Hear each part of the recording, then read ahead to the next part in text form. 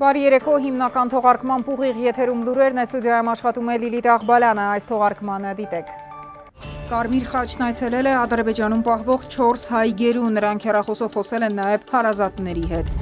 228 գերու վերաբերյալ գանգատնդեմ Ադրբեջանի Միեդը արդեն ստացել է բողոքը, բայց դեռ պետք է ուսումնասիրի, քննել, թե ոչ։ Փորձում ենք ընդհանուր գերիների վերադարձի process-ը արագացնել։ Պաշտպանության նախարարության գնդապետի կոռուպցիոն գործարքների առնվազն 7 դրվագ պատերազմյան ու նախապատերազմյան օրերի։ Ազգային անվտանգության ծառայության բացահայտումը։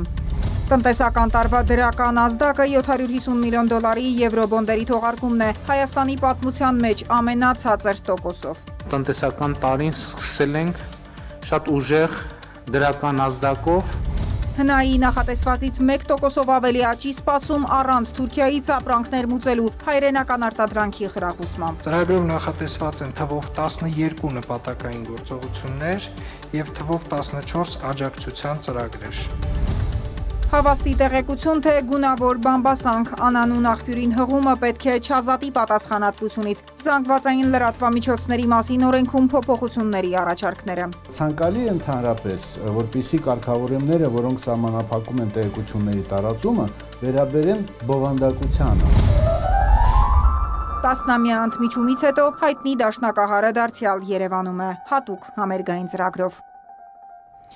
Վարչապետ Նիկոլ Փաշինյանը երկօրյա աշխատանքային այցով Ղազախստանի Հանրապետությունում է, վարչապետը Ալմաթիում կմասնակցի Եվրասիական միջկառավարական խորհրդի հերթական նիստին և Ալմաթի Digital Forum 2021 միջազգային համաժողովին, նախատեսվում են երկկողմ հանդիպումներ։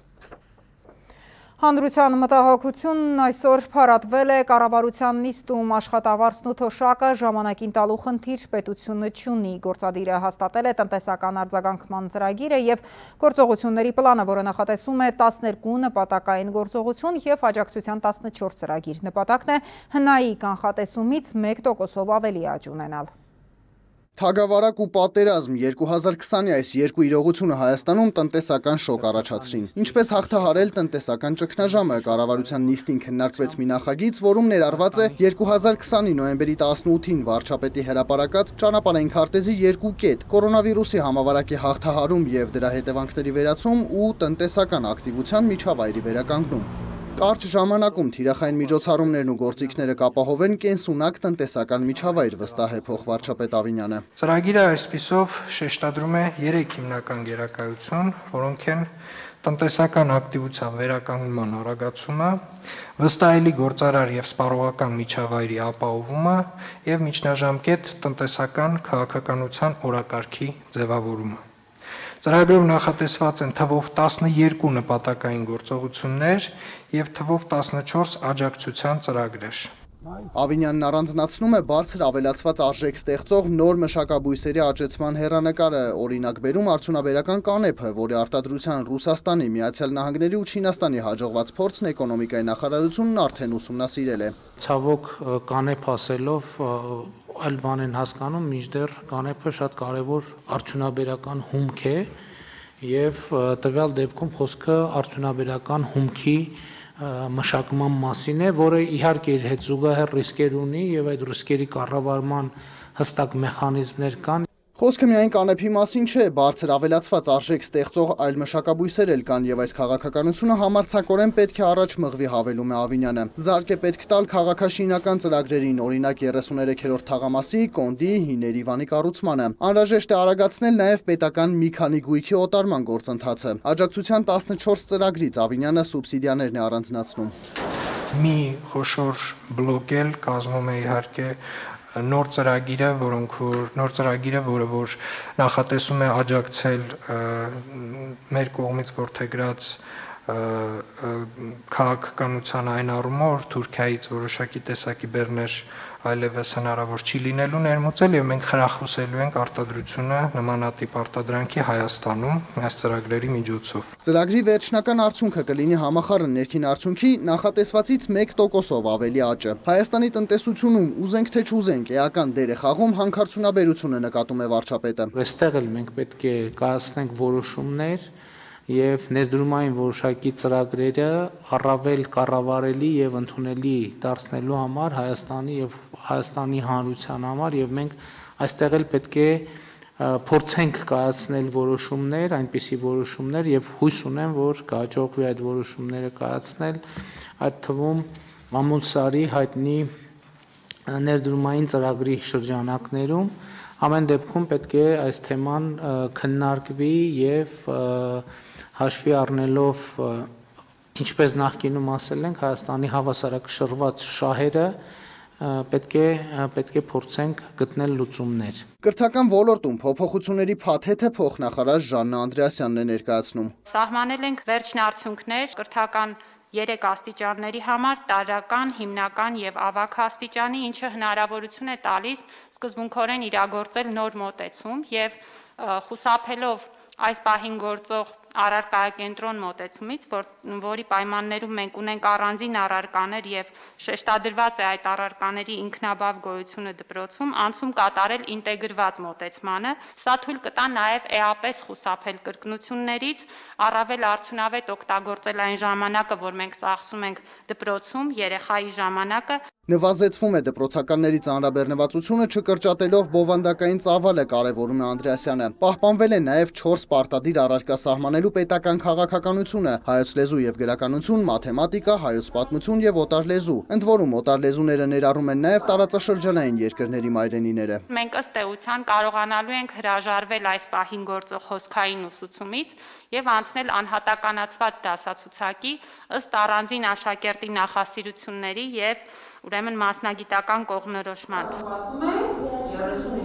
Չափորոշիչը մինչև ներդրումը պետք է փորձարկում անցնի եւ միայն 2023-ից հետո հնարավոր կլինի ներդնել դպրոցներում։ Միայն կրթությամբ հնարավոր չէ լուծել մեր բոլոր հարցերը, խնդիրները,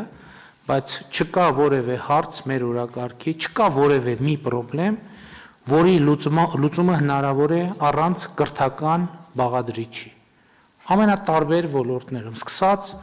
քաղաքականությունից, շարունակելով օրենսդրական գործունեությամբ, շարունակելով իրավապահ համակարգ, շարունակելով զինված ուժեր, բոլոր ոլորտներում, ելի ուզում եմ ասել, միայն կրթության հնարավոր չէ լուծել բոլոր հարցերը, բայց չկա նույնիսկ ամենափոքր հարց, որի լուծումը հնարավոր է առանց կրթական կոմպոնենտի։ Եվ հետևաբար կրթության չափորոշիչի այս ընդունումը ես համարում եմ մեր կարևորագույն ռեֆորմներից մեկը եւ շատ կարևոր եմ համարում, որ շարունակենք այդ ռեֆորմի իրագործումը։ Համաձայն այն կրթական արդյունքի, որ մեր երեխաները ցուցաբերում են ուրեմն 12 տարի դպրոցում անցկացնելուց հետո, այդ համապատասխան չափումները ցույց են տալիս, որ ըստ էության մեր կրթական արդյունքը կարելի էր ստանալ 9 տարում։ Մենք ոչ թե ասում ենք 12 տարի կրթությունը, քանի որ այսքան ստանում ենք 9 տարում, եկեք 3 տարին հանենք, դարձնենք 9 տարի, այլ ընդհակառակը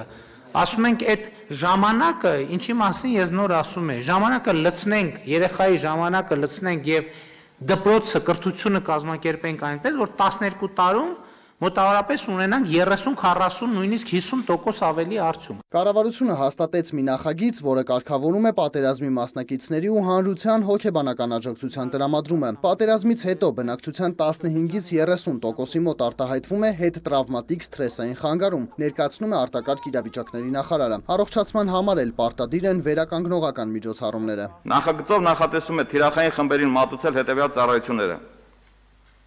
Անհատական հոգեբանական աջակցություն եւ հոգեթերապիա, խմբային հոգեբանական աջակցություն եւ հոգեթերապիա, առցանց կամ հեռախոսով տրամադրվող հոգեբանական աջակցություն կամ հոգեթերապիա,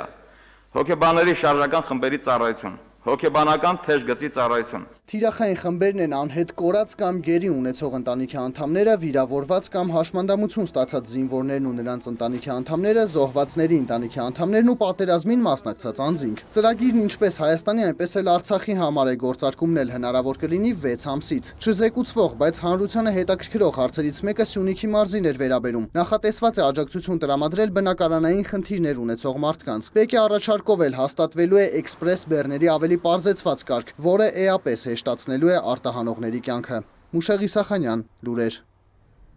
Կառավարության հերթական նիստին վարչապետ Նիկոլ Փաշինյանը մինչև օրակարգի հարցերի քննարկումը անդրադարձել է կառավարության կողմից եվրաբոնդերի թողարկմանը եւ ճամփորդիր առանց COVID-19-ի ծրագրի ընթացքին։ Գործադիրի ղեկավարը նշել է, որ այս թողարկումը ամենևին էլ արտահերթ, արտառոց կամ արտակարգ երևույթ չէ, որովհետեւ նախատեսված է 2021 թվականի պետական բյուջեի դեֆիցիտի ֆինանսավորման գործիքակազմում։ Տնտեսական տարին սկսել ենք շատ ուժեղ դրական ազդակով 750 միլիոն դոլարի նոր պարտատոմսերի թողարկումն այսպես է բնորոշում գործադիրի ղեկավարը։ Հարցը չզեկուցվող է, բայց վարչապետը նիստն այս կարևոր լուրով է սկսում շեշտում։ Եվրոբոնդերը թողարկվել են Հայաստանի պատմության մեջ ամենացածր 3.8%-ով։ 2020-ին նախ Քովիդից ապա 44-օրյա պատերազմից տուժած տնտեսության համար դա կարևոր ազդակ է, նկատում է Փաշինյանը։ Առաջինը սրանով մակրոտնտեսական կայունության երաշխիք է ձևավորվել, երկրորդը ըստ էության կարող ենք ասել, որ յետպատերազմյան տնտեսական շոկի հաղթահարման առաջին լրջագույն ազդակն է, ինչը նաև վկայում է, որ միջազգային ներդրողները վստահություն են տածում Հայաստանի տնտեսական ապագայի և կառավարության կողմից վարվող քաղաքականության նկատմամբ։ Վարչապետը տեղեկացնում է, մեր երկրի պետական պարտատոմսերի նկատմամբ շուրջ 3 միլիարդի պահանջարկ է եղել, բայց գործադիրը որոշել է այս պահին միայն 750 միլիոն դոլարը ներգրավել։ Որ հարցը շահարկման տեղիք չտա, Փաշինյանը հստակեցնում է, եվրոբոнд թողարկելու որոշումը պահի ազդեցության տակ չի կայացվել։ Այս թողարկումը ամենևին էլ արտահերթ, արտառոց կամ արտակարգ երևույթ չէ, որովհետև նախատեսված է 2021 թվականի պետական բյուջեի դեֆիցիտի ֆինանսավորման գործիքակազմում Պարտատոմսերի թողարկման արդյունքում սակայն ավելանալու է Հայաստանի պետական պարտքը, որ 2020-ի դեկտեմբերի վերջի դրությամբ արդեն մոտեցել է 8 միլիարդ դոլարի շեմին։ Երկրի գլխավոր ֆինանսիստն ասում է, տարօրինակ կլիներ, որ բեռի մեծացումը չմտահոգեր իրեն, բայց որպես պատասխանատու մարմնի ղեկավար վստահեցնում, փորձում են կառավարել ռիսկերը։ Թե տարվա վերջում պետական պարտք հնահարաբերակցությունը որքան կկազմի, Ջանջուղազյանը կոնկրետ կանխատեսում չի անում, բացատրում է։ Դրա վրա ազդող գործոնները շատ են, մեկն էլ փոխարժեքն է, պարտքի 75% արտարժույթով ներգրաված միջոցներն են։ Եթե օրինակ մենք այսօր կարողանայինք հստակ գնահատական ունենալ, թե ինչպիսին պետքա լինի փոխարժեքը, ապա ավելի հեշտ կլիներ այդ հաշվարկների մեջ մոտենալ վերջում սպասվող ցուցանիշին, բայց այն ինչ որ մենք ունենք այսօր, դա մոտավորապես 66% կառավարության պարտքն է, իսկ բացարձակ թվով դա ենթադրվում է, որ կմոտենա 8.5 միլիարդի պետական պարտքը, կառավարության պարտքի մասին։ Իսկ պետական պարտքը, որը այս դեպքում ներառում է մոտավորապես 400-500 միլիոնի միջակայքում նաև կենտրոնական բանկի պարտքը կմոտեցնի մոտավորապես 8-9 միլիարդ դոլարին։ Նախարարը կրկին ընդգծում է, սա չհաշվարկված պարտք չէր, քանի որ 2021-ի գլխավոր ֆինանսական փաստաթղթում նախատեսված էր պակասորթը փակել միջազգային շուկայից արտարժույթային պարտատոմսեր ներգրավելու ճանապարհով։ Ջանջուղազյանը շեշտադրում է նաև ցածր տոկոսադրույքը։ Ըստ նախարարի այն վկայում է միջազգային շուկայում Հայաստանի նկատմամբ վստահության մասին։ Առաջին 2013-ին թողարկված պարտատոմսերի տոկոսը 6.25 էր, 2015-ին 7.5, 19-ին էլ 4.2։ Փետրվարի 1-ից մեկնարկում է։ Մինչև օրակարգին անցնելը վարչապետը նաև ճամփորդիր առանց COVID-19 ծրագրից խոսեց։ Արդեն 4 օր Հայաստանի քաղաքացիները կարող են թագավարակի բացասական թեստով մուտք գործել Ռուսաստան։ Ամսվա կեսից թռիչքների քանակը կավելանա։ Օրական 4 կանոնավոր չվերթ ենք ունենալու փետրվարի 15-ից դեպի Ռուսաստանի Դաշնություն։ Երեք Ռուսաստանի կառավարությունը կայացրեց այդ որոշումը։ Փետրվարի 1-ից 3-ի վիճակագրությունն էլ փոխվարչապետն ամփոփեց։ 3900 անձ մեկնել է, 3400-ն էլ վերադարձել։ Հայկական անձնագրով մեկնածների թիվը 1423-ն են, հայկական անձնագրով Հայաստան ժամանածների թիվը 1263 մարդ քաղաքացի։ Եվ կարող են վստահ ասել, որ ըստ էության հավելվածը լիարժեք աշխատում է։ Վարչապետը նկատում է Ռուսաստանում աշխատող մեր քաղաքացիները 1 տարի հեռավորության վրա մնալուց հետո այլևս մտավախություն չունեն, որ գան հետ չեն կարողանա գնալ։ Հիմա երբ որ հստակ մեխանիզմ արձանագրված է, Սպասվում է, որ նաև մեր բազմաթիվ հայրենակիցներ հարազատներին տեսակցելու նպատակով տեսնելու կժամանեն Հայաստան, ինչը որոշակի նաև ճանապարհ է բացում туриզմի ակտիվացման համար։ Ծրագրի ներբեռնումը հասել է 20,000-ի, գործընթացը պարզ է, դրանում ընդգրկված լաբորատորիաներում քաղաքացին հանձնում է թեստն ու պատասխանը տեսնում նույն էլեկտրոնային հարթակում։ Լաբորատորիաների թիվն ի դեպ արդեն քառապատկվել է։ Ծրագիրը սկսվեց ընդամենը 2 լաբորատորիայով, բայց այս շաբաթվա ընթացքում միացել են եւս 6 լաբորատորիաներ, այսինքն մենք առանց որևէ հերթի կամ անհարմարությունների կարողանում ենք կազմակերպել ողջ process-ը։ Փետրվարի 1-ից մինչև հիմա ըստ կառավարության անդամների ընդամենը 7 դեպք է խնդիր առաջացրել, որոնք սակայն կապ չեն ունեցել հավելվածի հետ։ Քաղաքացիները պարզապես ոչ թե էլեկտրոնային, այլ թղթային տարբերակով են ներկայացրել իրենց թեստի պատասխանը։ Անուշ Մուրեդյան, Հովանես Քյոսեյան, լուրեր։ Վարչապետ Նիկոլ Փաշինյանն ընդունել է Հայաստանում Շվեդիայի արտակարգ և լիազոր դեսպան Պատրիկ Սվենսոնին, շնորհակալություն հայտնել Շվեդիայի կառավարության Լեռնային Ղարաբաղի հարցում հավասարակշռված դիրքորոշման համար։ Վարչապետը նշել է, որ Հայաստանի օրակարգում առաջնահերթություն է հումանիտար խնդիրների լուծումը, մասնավորապես գերիների վերադարձի ապահովումը։ Փաշինյանը և Սվենսոնը նշել են երկու երկրի տնտեսական գործակցության զարգացման անհրաժեշտությունը։ Վարչապետ Փաշինյանի որոշմամբ հաստատվել է Հայաստանի, Ռուսաստանի և Ադրբեջանի փոխվարչապետների եռակողմ հանդիպման պայմանավորվածության համաձայն ձևավորվող հայկական կողմի հանձնաժողովի կազմը։ Եռակողմ աշխատանքային խմբի հայկական կողմի աշխատանքների համակարգման նպատակով ստեղծվող հանձնաժողովի նախագահը փոխվարչապետ Մհեր Գրիգորյանն է, նախագահի տեղակալը արտաքին գործերի փոխնախարար Արմեն Ղևոնդյանը, հանձնաժողովի քարտուղարը արտաքին գործերի նախարարության Եվրասիական տարածաշրջանի վարչության Ռուսաստանի բաժնի պետ Արթուր Գրիգորյանը։ Պաշտպանության նախարար Ֆաղարշակ Հարությունյանի հրամանով գեներալ լեյտենանտ Ջալալ Հարությունյանը նշանակվել է Հայաստանի պաշտպանության նախարարության ռազմական վերահսկողական ծառայության պետ, հայտնել է պաշտպանության նախարարության տեղեկատվության և հասարակայնության հետ կապերի վարչությունը։ Ջալալ Հարությունյանը Արցախի պաշտպանության բանակի հրամանատարի պաշտոնից ազատվել էր 2020 թվականի հոկտեմբերի 27-ին պայմանավորված մարտական դիրքում ստացած վիրավորումով։ Հոկտեմբերի 28-ին Հարությունյանին շնորհվել է Արցախի հերոսի կոչում։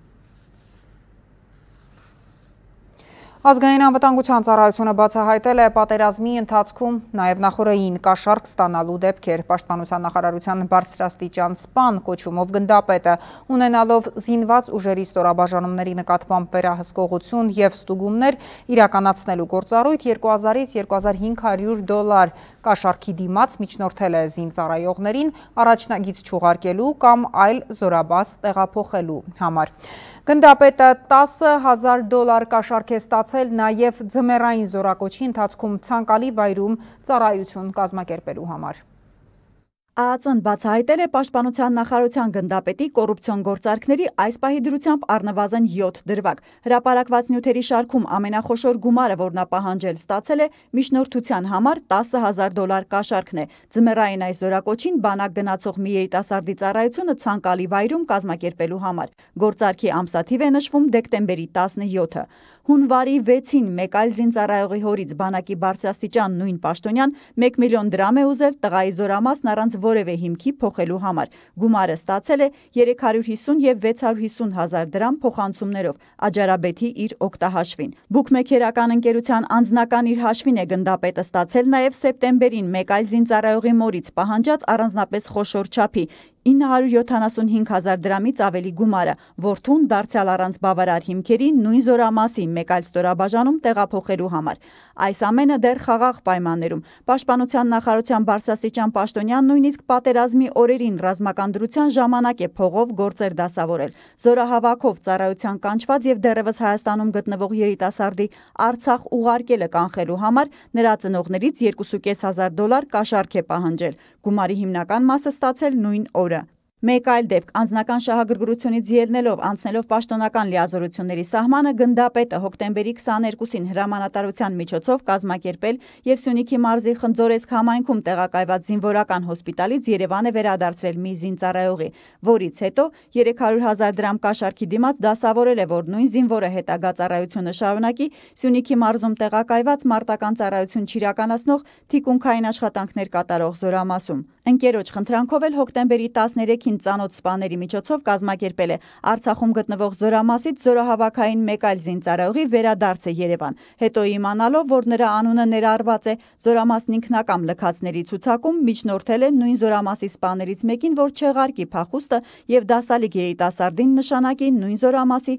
թիկունքային ծառայությունում, ինչը եւ կատարվել է։ Մեկ այլ դրվագով միջնորդել է համապատասխան պաշտոնատար անձանց եւ հաջողացրել զորակոչային ցուցակներից հանել ծանոթների ծանոթագիր ստացած որդիներին։ Կաշառակեր գնդապետը հաջողությամբ գլուխ է բերել նաեւ մեկ այլ ծանոթից ստացած խնդրանքը, այն է առաջնագիծ չուղարկել Լուսակերտում ժամկետային զինծառայություն անցնող որդուն։ Ճշտել պարզել է, որ նման հրաման չկա, բայց խաբեությամբ գումար հափշտակելու նպատակով հարցն իբրև թե լուծելու պատրվակով դեկտեմբերի 17-ին 200,000 դրամ է վերցրել։ Գումարային գործարքներից բացի ԱԱԾ-ի բացահայտած անձը պաշտոնական դիրքն ու կապերն օգտագործելով մի մարդու էլ աշխատանքի է տեղավորել զինվորական հոսպիտալում, գործի ու նրա սպայական կոչում շնորհելը կազմակերպելու համար պահանջել 1 միլիոն մոտ 400,000 դրամ։ Քրեական գործի նախաքննությամբ ձեռք են բերվել փաստական ապացույցներ նույն անձի կողմից պաշտպանության նախարարության կարիքների համար տրամադրված առանձնապես խոշոր չափերի գույքի հափշտակություն կատարելու վերաբերյալ։ Գնդապետը բերման է ենթարկվել։ Հարցաքննվել, ձերբակալվել են հանցագործությունները կատարելիս նրան աջակցած մոտ 1 տասնյակ անձինք։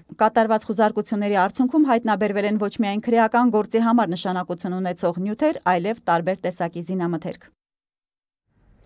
Պաշտպանության նախարարությանը զենք մատակարարելու ժամանակ թույլ տված չարաշահումների համար կալանավորված պատրոն Դավիթ Մականունով հայտնի Դավիթ Գալստյանը հայտարարություն է տարածել ու նշել, որ լրատվամիջոցներում տեղ են գտել չճշտված տեղեկություններ, թե ինքը հանդիսացել է պաշտպանության նախարարի խորհրդական։ Դավիթ Գալստյանի խոսքով երբևէ չի եղել որևէ նախարարի խորհրդական, երբեք չի զբաղեցրել որևէ պաշտոն։ Ըստ նրա այս կեղծ տեղեկությունների տարածումը նպատակ է հետապնդում ստեղծել տպավորություն, որ նա իբր ի պաշտոն է պաշտպանության նախարարության աշխատակիցների նկատմամբ ունեցել է ազդեցություն եւ իրեն մեղսագրվող հանցագործությունները կատարելիս օգտագործել է հենց այդ լիազորությունները։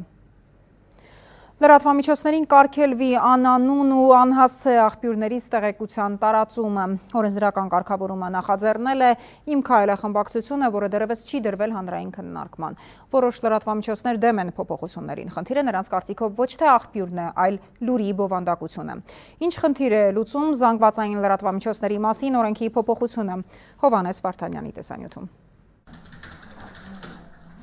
Համացանցային ալիքներին հղում անելիս լրագրողները պետք է մտածեն, գովազդեն ալիքի անունը, թե ոչ։ Զանգվածային լրատվամիջոցների մասին օրենքում փոփոխությունը հենց այդ մասին է։ Ըստ մշակվող նախագծի լրագրողները կարող են օգտագործել անհայտ աղբյուրների տեղեկությունն այն դեպքում, եթե դա տարածեն իրենց անունից ու կրեն պատասխանատվություն։ Անհայտ ծագում ունեցող աղբյուրները շատ դեպքերում ավելի հայտնի են դառնում, քան հենց այդ նույն աղբյուրները գովազդող լրատվամիջոցներն են։ Ինչը մեր գնահատմամբ եւ ազգային անվտանգության խնդիր է իր մեջ պարունակում եւ չի թույլ տալիս տեղեկատվությունը սպառողին տարանջատելու իրական լրատվամիջոցներին ֆեյք լրատվամիջոցներից։ Որոշ լրատվամիջոցներ փոփոխությունն անտեղի ու խնդրահարույց են որակում, չեն պատկերացնում, թե ինչպես է օրենքն ընդունվելու դեպքում կարգավորվելու ԶԼՄ-ների աղբյուրների անանունության իրավունքը։ Երևանի մամուլի ակումբի նախագահը օրինագծում իրավական լուրջ խնդիրներ է տեսնում։ Ասում է, տելեգրամյան ալիքներին կամ ֆեյսբուքյան էջերին հղում չանելը հնարավոր է հեղինակային իրավունքի խնդիր առաջացնի։ Լրագրողը կարող է պատասխանատվության ենթարկվել հեղինակի մտավոր սեփականությունը գողանալու համար։ Ցանկալի է ընդհանրապես, որպիսի կարգավորումները, որոնք սահմանափակում են տեղեկությունների տարածումը, վերաբերեն բովանդակությանը, այլ ոչ թե աղբյուրին, որտեղից այդ բովանդակությունը վերցված է։ Եվ եթե բովանդակությունը համապատասխանում է իրականության,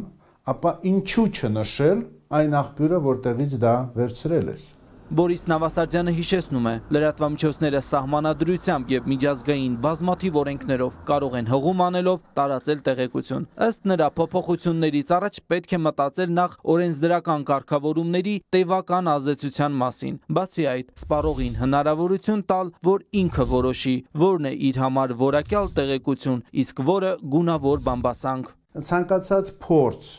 ուղղակի փակել, մեր տեղեկատվական միջավայրը այն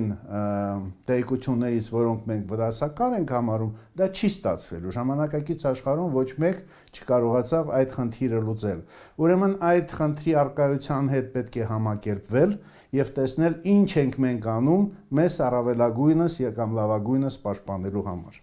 Օրինագծի համահեղինակ Իմ քայլական Արթուր Հովանեսյանը հիշեցնում է, իրենց նպատակը ոչ թե լրատվամիջոցները վերահսկելն է, այլ համացանցը մաքրելը, իսկ իրականությունը հաճախ խեղաթյուրող, հասարակությանը մոլորեցնող ալիքներ նորեցօր ավելանում են։ Մենք որևէ անտրամաբանական որևէ մեկի իրավունքների սահմանափակմանը վերաբերող նախագիծ չենք ներկայացրել։ Այս նախագծով ոչ մեկի իրավունքը չի սահմանափակվում, այլ ընդհակառակը պաշտպանվում են եւ լրագրողների, եւ մեր քաղաքացիների, եւ խոսքի ազատությունն առասարակ։ Մասնագետները կարծում են, որ մինչև նախագծի հանրային քննարկման մեկնարկը ճիշտ կլինի այն միջազգային փորձաքննության ուղարկել։ Հովհաննես Վարդանյան, Էդմոնդ Հակոբյան, լուրեր։ Ազգային ժողովի նախագահ Արարատ Միրզոյանը հանդիպել է Հայաստանում ՄԱԿ-ի զարգացման ծրագրի մշտական ներկայացուցիչ Դմիտրի Մարիասինին, որը ավարտում է իր առաքելությունը Հայաստանում։ Ազգային ժողովի նախագահը անդրադարձել է անցած տարի Աշտանը Արցախի դեմ Ադրբեջանի սանձազերծած ռազմական ագրեսիային, դրա ծանր հետևանքներին առաջնահերթ համարելով հայ ռազմագերիների եւ գերեվարված անձանց շուտափույթ վերադարձի հարցը։ Խորհրդարանի խոսնակը կարևոր է համարել նաեւ պատերազմի հետևանքով առաջացած մարդասիրական եւ այլ խնդիրների շուտափույթ հաղթահարումը եւ դրանում միջազգային գործընկերների ակտիվ ներգրավվածությունը։ Արցախի արտակարգ իրավիճակների պետական ծառայություն այսօր եւս որոնողական աշխատանքներ չի իրականացրել։ Ըստ կառույցի պատճառը Ադրբեջանի վերահսկողության տակ անցած բնակավայրերում նրանց կողմից կատարվող տարաբնույթ աշխատանքներն են։ Որոնողական աշխատանքների ընթացքում մինչև այսօր հայտնաբերվել է 1355 աճուն, որից 15-ը նախնական տվյալով քաղաքացիական անձ է։ Հունվարի 15-ին և փետրվարի 1-ին ՄԻԵԴ-ը ստացել է համապատասխանաբար Հայաստանն ընդդեմ Ադրբեջանի և Ադրբեջանն ընդդեմ Հայաստանի միջպետական գանգատները։ Ըստ Եվրադատարանի հաղորդագրության հայցվորները պնդում են, որ 2020 թվականի սեպտեմբերի 27-ին սկիզբ առած ռազմական գործողությունների ընթացքում մարդու իրավունքների կոնվենցիայի լայնատարած խախտումների մասին։ Եվրադատարանը երկու երկրից, նաև ռազմագերիների հարազատներից դիմումներ է ստացել գերիների վերաբերյալ։ Մինչև այժմ ստացել է 241 անձի վերաբերյալ դիմում, որոնցից 228-ը հայ, 13-ը ադրբեջանցի։ ՄԻԵԴ-ը տեղեկություն է պահանջել այդ անձանց վերաբերյալ համապատասխան կառավարություններից։ Դատարանը նախ պետք է ուսումնասիրի քննել գանգատները, թե ոչ, որպես առաջին քայլ մարդու իրավունքների եվրոպական դատարանը գանգատները ստանալու մասին ծանուցել է պատասխանող կողմերին։ Ադրբեջանը գրեթե տեղեկություն չի տրամադրում հայ ռազմագերիների և պատանդ պահվող անձանց մասին, կոպտորեն խախտելով մարդու իրավունքների եվրոպական դատարանի կողմից գերիների հարցով միջանկյալ միջոցների պայմանների կատարումը։ Եվրոպական դատարանը այս փուլում քննում է հարցը Եվրոպայի խորհրդի նախարարների կոմիտե փոխանցելու հնարավորությունը։ ՄԻԵԴ-ում Հայաստանի ներկայացուցչի խոսքով այն տանում է դեպի քաղաքական մարմին և հնարավոր է ավելի ուժեղացնել քաղաքական ճնշումները Ադրբեջանի նկատմամբ։ Հայաստանը փետրվարի 1-ին միջպետական գանգատ է ներկայացրել մարդու իրավունքների եվրոպական դատարան ընդդեմ Ադրբեջանի։ 44-օրյա պատերազմի ընթացքում և դրանից հետո Բաքվի իրականացրած պատերազմական հանցագործությունների փաստերով։ Թե քաղաքացիական վերահսկողության թիրախավորելու մահվան դեպքերի, վիրավորումների, ավերվածությունների, սեփականության կորուստի, ինչպես նաև ռազմագերիների կամ գերիների գերվարված անձանց նկատմամբ վերաբերմունքի խոշտանգումների դեպքերի, մահվան դեպքերի, դիտավորյալ միտումնավոր սպանությունների դեպքերի։ Փետրվարի 1-ին Ադրբեջանը եվրոպական դատարանին պետք է ներկայացներ պատանդ պահվող հայ գերիների մասին մանրամասն տեղեկություն, սակայն Բաքուն այս անգամ էլ լռեց, թաքցրեց ոչ միայն հայ գերիների իրական թիվը, այլև այն մարդկանց մասին ինֆորմացիան, որոնց վերաբերյալ եվրոպական դատարանը կիրառել էր միջանկյալ միջոց։ Դատարանի կողմից նաև հստակ ֆիքսվել էր, որ եթե նմանատիպ համագործակցության բացակայությունը շարունակվի ապագայում էլ, ապա դատարանը պետք է հարցը փոխանցի արդեն նախարարների կոմիտեի օրակարգ։ Հարցը նախարարների կոմիտե փոխանցելու դեպքում ՄԻԵԴ-ում Հայաստանի ներկայացուցչի գնահատմամբ հնարավոր է ավելի ուժեղացնել քաղաքական ճնշումները Ադրբեջանի նկատմամբ։ Որովհետև բոլոր անդամ պետությունների ներկայացուցիչները մասնակցում են նիստերին, քննարկումներին եւ բարձր պետք է հաղեն հարցեր եւ դառնում է կոպիտ ասած բոլորի նաև օրակարգային հարցը։ Արդեն իսկ ներկայացված փաստերին զուգահեռ Հայաստանի կառավարությունը լրացուցիչ ապացույցներ կտրամադրի եվրոպական դատարանին։ Դատարանը որպես օժանդակ միջոց է այս process-ի ընթացքում իրավական գործիք օժանդակ միջոց, որի միջոցով փորձում ենք ընդհանուր գերիների վերադարձի process-ը արագացնել կամ նաև գոնե փորձում ենք մինչև գեյների վերադարձի process-ը ապահովելը ստեղծել գոնե լրացուցիչ երաշխիքներ ադրբեջանական վերահսկողության ներքո գտնվող անձանց անվտանգության համար։ Միեդում Հայաստանի ներկայացուցչի գրասենյակում ակնկալում են առաջիկա ամիսներին եվրոպական դատարանից լրացուցիչ տեղեկություն իմանալ Ադրբեջանում հայ ռազմագերիների և պատանդ պահվող այլ անձանց մասին։ Հայկ Նավասարդյան, Տիգրան Բաբայան, լուրեր։ Փետրվարի 1-ին և 2-ին Կարմիր խաչի միջազգային կոմիտեի ներկայացուցիչներն Ադրբեջանում այցելել են 4 հայ գերուհ և քաղաքացիական և զինվորական, հայտնել է կառույցի Հայաստանի գրասենյակի միջազգային կոմիտեի հաղորդակցման և կանխարգելման ծրագրերի ղեկավարը։ Զարա Ամատունու խոսքով տեսակցությունների ընթացքում նրանց հնարավորություն են ընձեռվել կապ հաստատել իրենց հարազատների հետ։ Կարմիր խաչի միջազգային կոմիտեի ներկայացուցիչները ծանոթացել են պահման պայմաններին, տեղեկացել նրանց առողջական վիճակի մասին։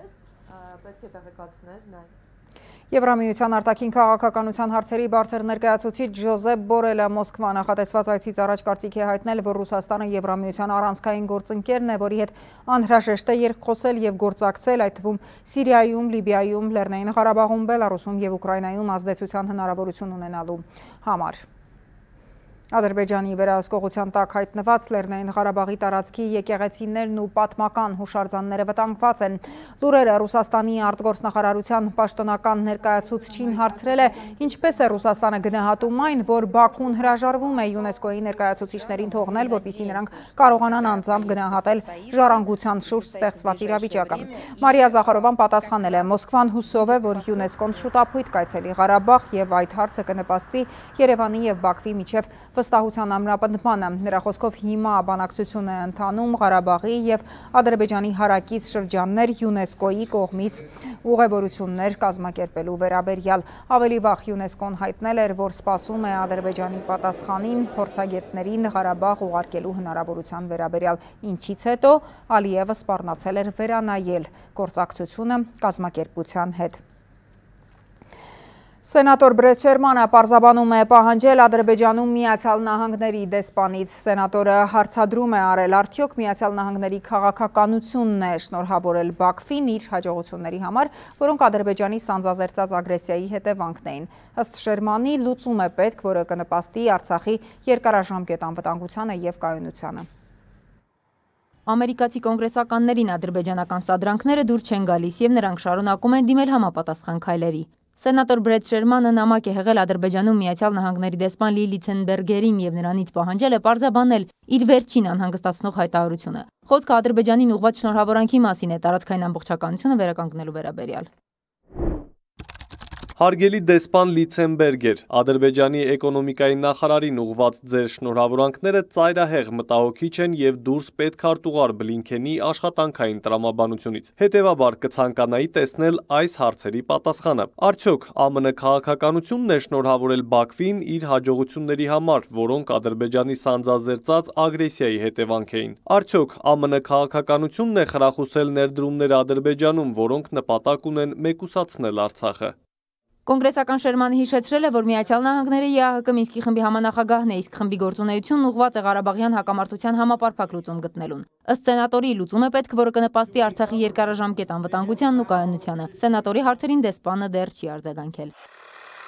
Շարունակում է գործել ռուս-թուրքական միացյալ կենտրոնը։ Ըստ ՌԴՊՆ հաղորդագրության Ռուսաստանի ռազմական անձնակազմը վերահսկում է հրադադարի ռեժիմը, օգտագործելով Ֆորպոստ եւ Օրլան 10 անօդաչու թռչող սարքերը։ Դրանք նաեւ վերահսկում են ռազմական տեխնիկայի, անձնակազմի բոլոր տեղաշարժերը, գրանցում կողմերի շփման գիծը հատելու բոլոր փաստերը։ Ռուսաստանի Դաշնության անվտանգության խորհրդի փոխնախագահ Դմիտրի Մեդվեդևը հայտարարել է, որ Լեռնային Ղարաբաղում իրավիճակի վերահսկման ռուս-թուրքական համատեղ կենտրոնի ստեղծումը չպետք է դիտարկել որպես երկարաժամկետ քաղաքականության տարածաշրջանում։ Պարզապես պետք է ուշադրություն դարձնենք իրողություններին, որոնք գոյություն ունեն մեր տարածաշրջանում։ Իսկ իրողություններն այնպիսին են, որ այսօր այդ հարցը պետք է քննարկել Թուրքիայի գործընկերների հետ։ Թուրքիան մեր հարևանն է ու շատ կարևոր գործընկեր եւ շատ մերձավոր երկիր Ադրբեջանի համար։ Այդ գործոնը հնարավոր չէ հաշվի չառնել։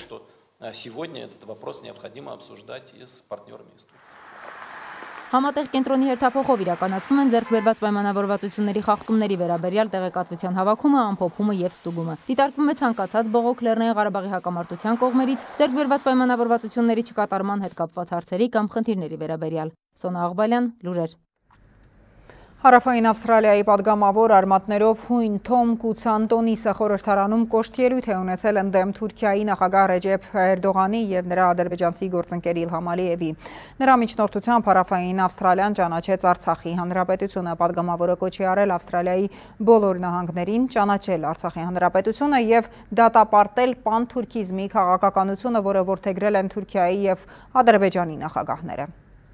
An issue very dear to my heart, and that is the self-determination of the Armenian. Արցախի հայերը պարոնայք արժանի են ինքնորոշման իրավունքի։ Նրանք վաստակել են այն։ Վաստակել են 1.5 միլիոն անմեղ զոհի միջոցով, որոնք համակարգված սպանվել էին մեկ պատճառով, որովհետև հայ էին։ Հունաստանն այս տարի նշելու է իր անկախության 200-ամյակը, անկախություն, որը ձեռք է բերվել նույն ճնշումներով, նույն մարդասպանները, նույն բռնակալները գրավեցին իմ մոր և հոր հողերը Օսմանյան կայսրության հովանավորչությամբ։ Հայերը, հույները, ասորիները արյուն թափեցին մեր ընդհանուր հավատքի, մեր եզակի էթնիկ պատկանելության և այն բանի համար, որ մենք կանգնած էինք բռնակալության, ավտորիտարիզմի, ծավալապաշտության և կայսրության առջև։ Մենք հստակ ազդանշան ենք ուղարկում Բաքվին և Անկարային, որ չնայած նրանց կեղծ քարոզին, ապա տեղեկատվության բոլոր ջանքերին, արդար ավստրալացիներն ու սուսի տված կլինեն Հայաստանի և Արցախի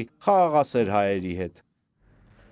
Արցախի նախագահ Հարայիկ Հարությունյանը ընդունել է Արցախի թեմի առաջնորդ Վրթանես եպիսկոպոս Աբրահամյանին և հատուկ հանձնարարություններով հայրապետական նվիրակ Պարքև arczepiskopos Martirosyanին։ Նախագահը իր երախտագիտությունն է հայտնել Պարքև Սրբազանին Արցախին իր մատուցած անգնահատելի ծառայությունների համար և հաջողություններ մաղթել Վրթանես եպիսկոպոս Աբրահամյանին երկրի համար բախտորոշ շրջանում թեմակալ առաջնորդի կարևոր առաքելությունը ստանձնելու կապակցությամբ։ Երկար տարիներ բանակի առաջնորդն է եղել և հայոց մեր այս վերջի դարաշրջանի առաջինն էր բանակի հոգևոր առաջնորդը։ Վստահ եմ, որ ինչպես մեր 32 տարվա մեջ եկեղեցի իշխանություն, բանակ ուսուսի տված, այդպես էլ նույն ոգով ավանդությամբ շարունակելու է մեր հոգևոր կյանքը, մեր ժողովրդի կյանքը։ Պատիվ եմ ունեցել ծառայելու Սրբազան հետ և տեսել եմ Արցախի անկախացումը, բանակաշինությունը, պետականաշինությունը և հուսով եմ, անշուշտ առաստված հուսով, որ Արցախ աշխարհը կունենա նման ճակատագիր և հետևանքներն էլ կլինի մեր ժողովրդի սրտի ուզածն ու նպատակայինը։ Պատերազմի առաջին օրից Հադրութի դիրքերում թշնամուն 4 տասնյակից ավելի կենդանի ուժի կորուստներ պատճառելուց, դիվերսիաներ կանգնեցնելուց բացի նռնականետորթը նաև մեկ տանկ է ոչնչացրել, դիպուկահարի գնդակից անգամ վիրավորվել։ Ցուցաբերած անձնական խիզախության համար Հայկ Դարփինյանը պարգևատրվել է արիության մեդալով։ Տղաները գալիս էին ասում էին Հայկ մի բան սարքի ուտենք։ Եվ ինքն էլ հաճույքով էր եփում, մանկուց է երազել խոհարար դառնալ։ Հադրութի մարտական դիրքերում տղաների ամենասիրելի ուտեստները Շարքային Դարփինյանի կոտլետը ու լոլիկով ձվածեղն էին։ Հայքի համար եւ բանակում էր հեշտ եւ խոհանոցում։ Պատերազմի ժամանակ էլ ծառայակից տղաների հետ սառնասրտորեն կանգնեցրեց հակառակորդի 40 հոգանոց դիվերսիան ու ոչնչացրեց թշնամու բարձրաստիճան սպայի։ Առավոտ լույսը հրամանատարի բարոյի հոգեբանական գծով տեղակալ եկավ մեր խրամատ, ովքեր են եղել թերոսները, որ գեներալ են խփել ու մի 40 հոգանոց դիվերսիա են կանգնեցրել։ Մեր անունները սաղից գրեց, ասեց դուք հերոս եք, ասեց ես պարգևատրելու եմ։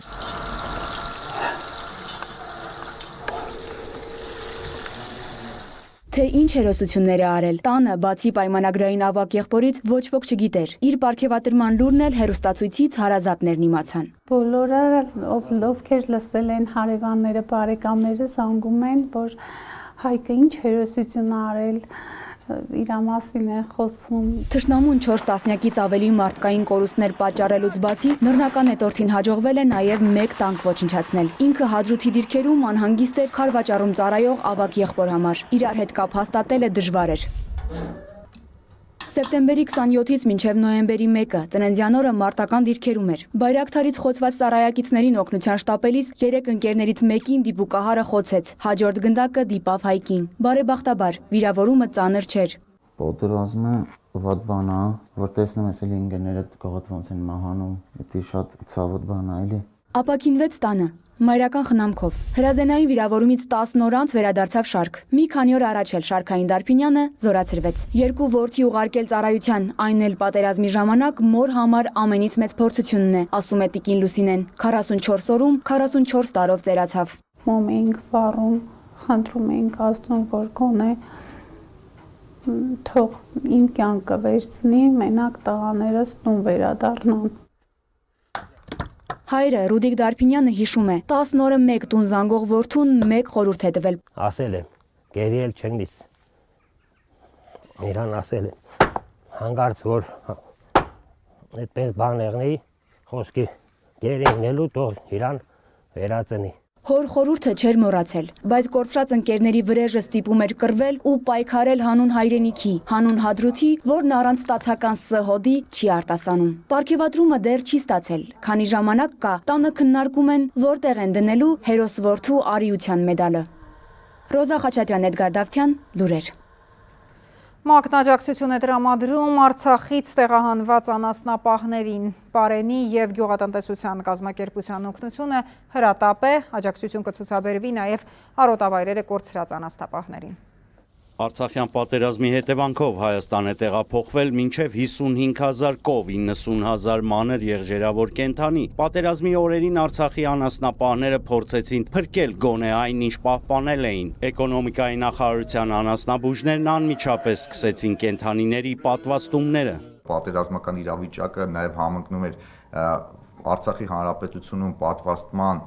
ժամանակահատվածի հետ, մենք իրականացեցինք պատվաստում այն հիվանդությունների նկատմամբ, որը նախատեսված էր մեր հակահամաճարակային պլանով։ Չի բացառվում, որ բերված որոշ կենդանիներ դուրս են մնացել անասնաբուժների տեսադաշտից։ Այդ պատճառով պետականորեն սահմանված անվճար պատվաստումներն այս տարի սահմանվածից շուտ կսկսեն, ասում է Տիգրան Գաբրիելյանը։ Եվ պատվաստանյութն է տրամադրում պետությունը, եւ պատվաստման գումարն է նաև տրամադրում պետությունը, եւ որդորում է մեր ազգաբնակչությանը ակտիվ իրենց մասնակցությունն էլ ունենալ այս գործընթացում։ ՄԱԿ-ի Պարենի և գյուղատնտեսության կազմակերպությունն էլ իր հերթին Արցախից տեղահանված, նաև Սյունիքում արոտավայրեր կորցրած անասնապահներին մոտ $350,000 աջակցություն կցուցաբերի։ Անասնապահներին կհատկացվի անասնակեր, սարքավորումներ և տեղափոխված կենդանիների համար ժամանակավոր կացարաններ կառուցելու շինանյութ։ Առաջին փուլով արդեն 300 ընտանիք ընտրված է,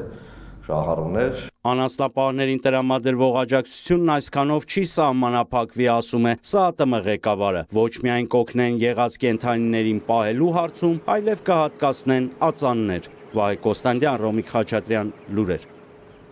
Հայաստանում 15 հոգի արդեն պատվաստվել է COVID-ի դեմ Ռուսաստանից նվեր ստացած Սպուտնիկ V պատվաստանյութով ավելի մեծ թվով մարդկանց ներարկելու համար երկիրը երբ կստանա դեղի նոր խմբաքանակը, պարզ կդառնա առաջիկայում դեռ բանակցում են կորոնավիրուսի դեմ պատվաստանյութ առաջարկող տարբեր ընկերությունների հետ, տեղեկացրել է առողջապահության նախարարը։ Այս պահին հստակ է 3 բան. Նախ մեր երկրում պատվաստվումը կամավոր է լինելու, պետության հաշվին դեղը առաջնահերթ ստանալու են ռիսկի խմբում ընդգրկված անձիկ և երրորդ Հայաստանը միանշանակ կիրառելու է կլինիկական հետազոտությունների ընթացքում լավ արդյունք ցույց տվող ռուսական Սպուտնիկը։ Ակնկալում ենք մարտից արդեն ունենալ որոշակի խմբաքանակ էտապներով պատվաստման գործընթացը սկսելու համար։ Հերթագրված ունենք անձինք, ովքեր ռիսկային խմբի են պատկանում եւ արդեն իսկ հերթագրվել են պատվաստում ունենալու համար։ Սպուտնիկով պատվաստել, թե այլ դեղամիջոցով։ Դեռ այդ հարցին չպատասխանեմ։ Հայաստանում հաստատվել է կորոնավիրուսի 147 նոր դեպք, կատարվել է 1829 թեստ, ընդհանուր առմամբ հաստատվել է 167,568 դեպք, թեստավորվել է 656,323 մարդ, վերջին մեկ օրում մահացել է 11 մարդ, մինչև օրս վիրուսից մահացել է 3107 քաղաքացի, նախորդ օրը 2 վարակակիր մահացել է այլ հիվանդության պատճառով, այդպիսի դեպքերի ընդհանուր թիվը 779 է, կորոնավիրուսից 3 առողջացել է 352 մարդ, ապաքինվածների ընդհանուր թիվը 159,045 է, այս պահին բուժվում է 4637 քաղաքացի։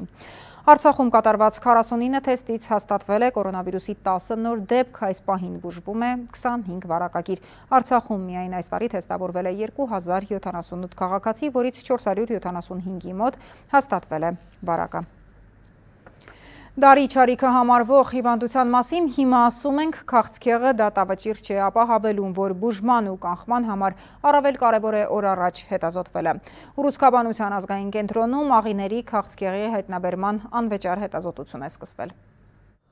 Քաղցկեղի դեմ պայքարի միջազգային օրը մասնագետները վերահաստատում են վաղուց հաստատված կարծիքը։ Այս հիվանդության դեմ լավագույն պայքարը վաղ ախտորոշումն է։ Ուռուցքաբանության ազգային կենտրոնը հունվարից սկսել է 6-ամսյա ծրագիր, որով նպատակ ունի կանխարգելել կոլորեկտալ, այսինքն աղիների քաղցկեղը։ Անվճար կարող են հետազոտվել 45-ից բարձր տարիք ունեցող բոլոր այն անձինք, որոնք աղեստամոքսային համակարգի հետ կապված գանգատներ ունեն։ 45 տարեկան եւ պլյուս ցանկացած անձ հայ-քաղաքացի մեզ դիմելու դեպքում եթե խնդիրներ կան, ինքը անվճար ամբողջությամբ անվճար ասում է կոլոնոսկոպիա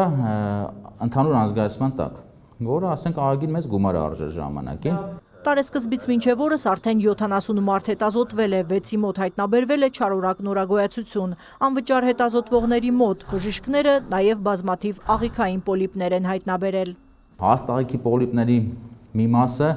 հետագայում դառնում են չարորակ ուռուցքներ, այսինքն հեռացնելով, հայտնաբերելով եւ հեռացնելով կյանք ես փրկում։ Ուռուցքաբանության կենտրոնում 2020-ին ամբողջությամբ վերանորոգվել ու վերազինվել է 6 բաժանմունք։ Տնօրենը վստահեցնում է, որ հին սարքավորումները փոխարինվել են այնպիսի նորերով, որոնք ոչ միայն ուռուցքային հիվանդությունների ավելի վաղ հայտնաբերմանը կնպաստեն, այլ նաեւ շատ դեպքերում կմեղմեն այցելուի հետազոտության անհարմարությունները։ Ճկվող մատերիալից կառուցված գործիք է, որը ինչքան որ փոքրացվում է, այնքան հիվանդի համար ավելի կոմֆորտ է լինում։ Սա նոր բացված բաժանմունքներից մեկն է թորակալ վիրաբուժության։ Հայաստանում տղամարդկանց դեպքում թոքի քաղցկեղն ամենահաճախ հանդիպող ուռուցքային հիվանդությունն է, բայց ուռուցքաբանության ազգային կենտրոնը մինչև օրս չի ունեցել առանձին բաժանմունք։ Փոփոխությունները բերում են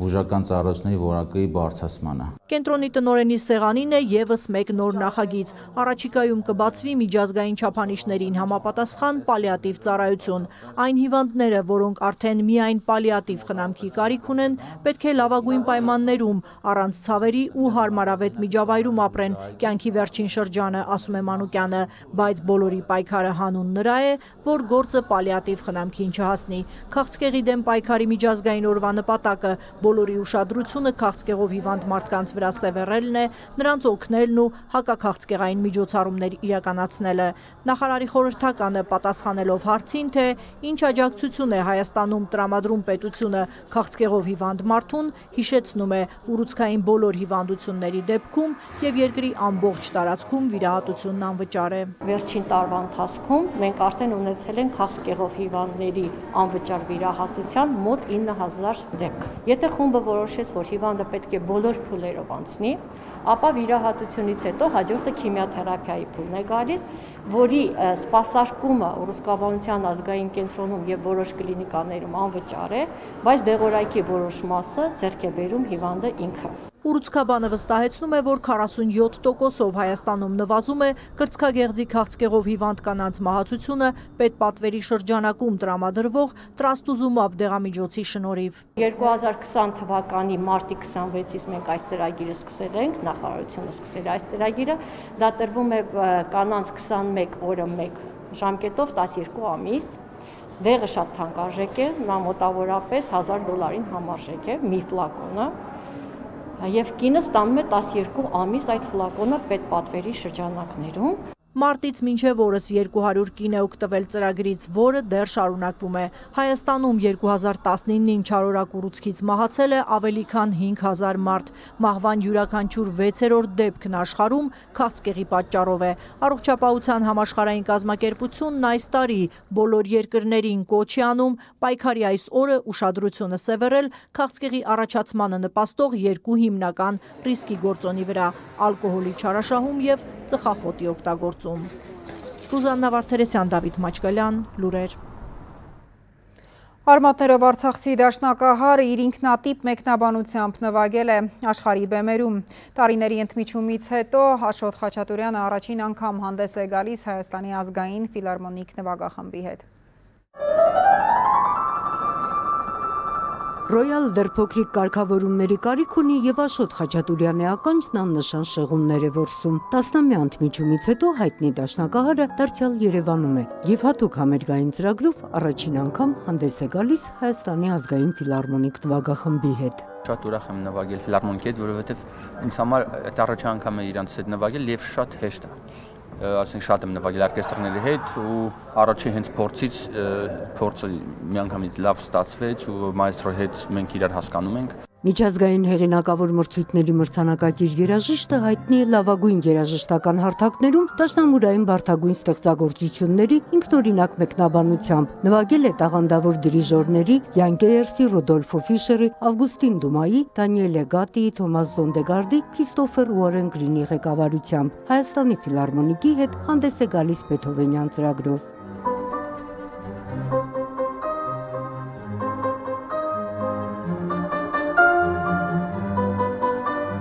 Բեթհովենը իհարկե իմ համար շատ կարևոր կոմպոզիտոր է, շատ եմ սիրում ու մայստրոն շատ ուզեցավ, որ իրար հետ համագործենք այդ կոնցերտը։ Երաժիշտների համար ճանապարհ հարթելը դաշնակահարը չափազանց կարևոր է համարում։ Այդ նպատակով 2018-ին հիմնադրել է Իսայի անվան միջազգային մրցույթ փառատոնը, որն աջակցում է երիտասարդ կատարողներին։ Շատ երիտասարդներ ունենք, մեծ տաղանդներ, որոնք ասենք դուք գիտեք, որ այսօր շատ դժվար է մենակ կոնկուրսներով կարելի է ինչ-որ բեմ դուրս գալ եւ այլ։ Մենք արեցինք, ստեղծեցինք այդ կոնկուրսը մրցույթը, որ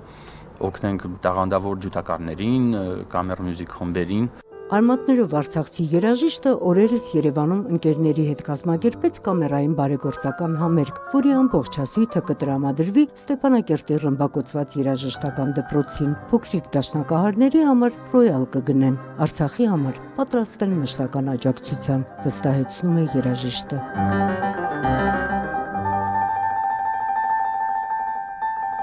Նունի Ալեքսանյան, Էդգար Դավթյան, Տուրեր։